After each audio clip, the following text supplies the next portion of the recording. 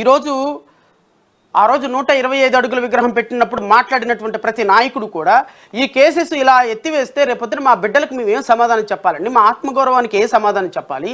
ఈ విధంగా కేసులు ఎత్తేసి 125 అడుగుల విగ్రహం అంటే 125 అడుగుల విగ్రహం పెట్టినందుకు దళిత బిడ్డలందరనేమో వైఎస్ఆర్ కాంగ్రెస్ పార్టీకి ఓటేయాలి.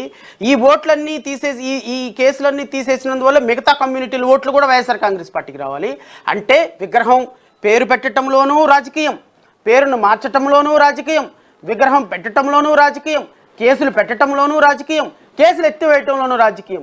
కాదేది కవితకు అనర్హం, కుక్క పిల్ల అగ్గిపుల్ల సబ్బు బిళ్ళ కవితకు అనర్హం అని ఈ రోజున ప్రతి ఒక్క యాక్టివిటీని కూడా మీరు కేసుల్ని కూడా ప్రతి ఒక్క యాక్టివిటీని మీ రాజకీయాలకు వాడుకుంటే ప్రశ్నించాల్సింది ఎవరండి?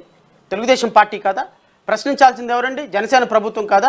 జనసేన తెలుగుదేశం ప్రశ్నించకుండా ఈ రోజున మాకెందుకులే, మాకు సంబంధం లేదు, వీటి మీద ప్రశ్నిస్తే ఈ కులం ఓట్లు మాకు పోతాయి అని కూర్చుంటే ఈరోజు ఈ రాష్ట్రంలో ఇలాంటి కేసెస్ను విత్డ్రా చేయాల్సిన అవసరం ఏంటుందని నేను అడుగుతున్నా. రేపొద్దున వీళ్ళు తప్పు చేసి ఉంటే వీళ్ళ మీద నాకేం కోపం లేదు. ఈ పిల్లలందరూ కూడా తప్పు చేసి ఉంటే చట్టం శిక్షిస్తుంది, తప్పు చేయకపోతే చట్టం నిర్దోషిగా విడుదల చేస్తుంది.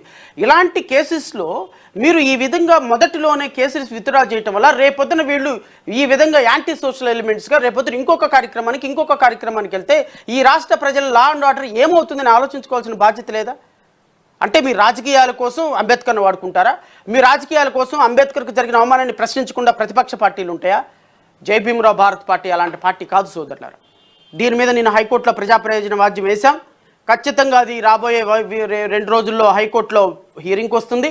నేనైతే ఖచ్చితంగా రాష్ట్ర ప్రజలకి హామీ ఇస్తున్నా, దీంట్లో ఖచ్చితంగా డాక్టర్ బిఆర్ అంబేద్కర్ అభిమానులకి ఆత్మగౌరవిక ప్రతీకగా నిలిచిన ప్రతి ఒక్కరికి కూడా న్యాయం జరుగుతుందని నేనైతే భావిస్తున్నా.